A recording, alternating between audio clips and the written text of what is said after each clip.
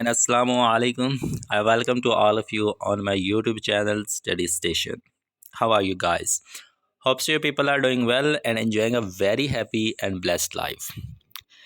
Ladies and gentlemen, as you are familiar that we were discussing one of the very important subject from BS English semester 1, Introduction to Literary Studies. And in this subject we were trying to understand the major genres of poetry, narrative and lyric. These are the two genres of poetry, and we were just trying to understand it well through two dimensions. And we were discussing the very first dimension, lexical thematic dimension. Through this dimension, we were trying to understand the genres of poetry. And in this dimension, we were discussing some of the very important topics, the terms, and you can say figure of speech. And before this video, we already have discussed our 10 topics, and today we are going to discuss the next topic, topic number 11, which is the very famous, the very important allusion. So in this video, we are going to discuss in detail what is allusion basically.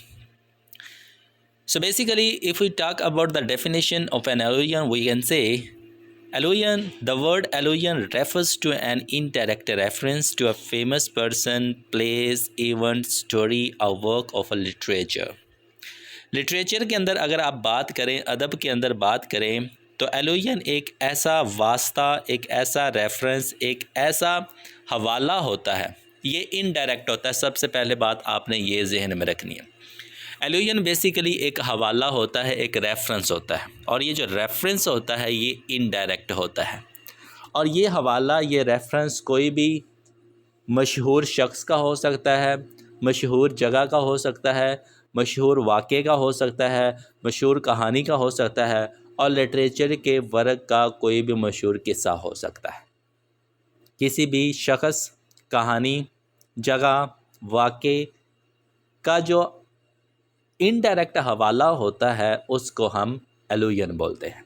In other words, दूसरे अल्फाज में, instead of explaining something in detail, जब आप कोई चीज़ की वजाहत करना चाहते हैं, किसी चीज़ को डिटेल में बयान करना चाहते हैं, उसको एक्सप्लेन करना चाहते हैं, a writer briefly mention it and expects the reader to recognise the reference.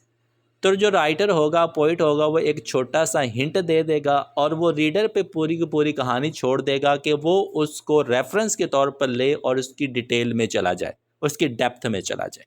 बाज़ दफ़ा राइटर जो होते हैं वो इस तरह का यूज़ करते हैं।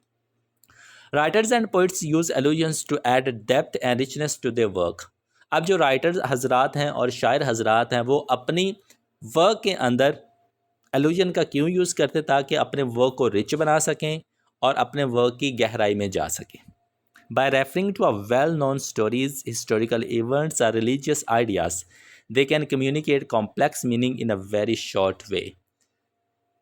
अब जो राइटर्स हैं वो मशहूर पर्सनैलिटीज़ का यूज़ करते हैं, मशहूर इवेंट्स का यूज़ करते हैं और कुछ मजहबी ख़यालात का यूज़ करते हैं, उनका रेफरेंस देते हैं ताकि वो जो पेचीदा चीज़ें हैं उनसे अच्छे तरीके से कम्युनिकेट कर सकें। तो आम अल्फाज में कहें तो रेफरेंस जो होता है, इनडायरेक्ट रेफरेंस, कोई ख़ास शख्स का हो सकता है, जगह का हो सकता है, स्टोरी का हो सकता है। वो जो रेफरेंस होगा ना, हवाला होगा इनडायरेक्ट, उसको हम क्या बोलेंगे? एलुजन बोलेंगे। For example, consider the sentence. अब here you are watching a green sentence, she is as beautiful as Helen. अब यहाँ पे वर्ड एज यूज़ हो रहा है, तो यू विल से भाई the very sentence is N simile, कि भाई ये तो सिमिली है, लेकिन यहाँ पे आपको एक वर्ड नज़र आ रहा है Helen. She is as beautiful as Helen, वो हेलन की तरह खूबसूरत है, हेलन के जितनी खूबसूरत है। As soon as you hear the word Helen, जब आप वर्ड हेलन सुनते हैं तो आपके जहन के अंदर एक पीछे वाली पास्ट की कहानी आ जाती है, एक स्टोरी आ जाती है आपके जहन के अंदर फ़ौरन। तो ऐसा वर्ड, ऐसा रेफरेंस जो आप सुने और जहन के अंदर पीछे वाली कहानी आ जाए तो बेसिकली आपका एलुजन बन जाता है। तो बेसिकली ये जो जुमला है ये एलुजन कहलाएगा। This is an allusion to Helen of Troy, क्योंकि जो ट्रॉय की हेलन थी वो बहुत ज़्यादा खूबसूरत थी। तो ये जो डायरेक्ट इनडायरेक्ट जो हमारा रेफरेंस जाएगा वो उस औरत की तरफ जाएगा। who is known in Greek mythology for the extraordinary beauty।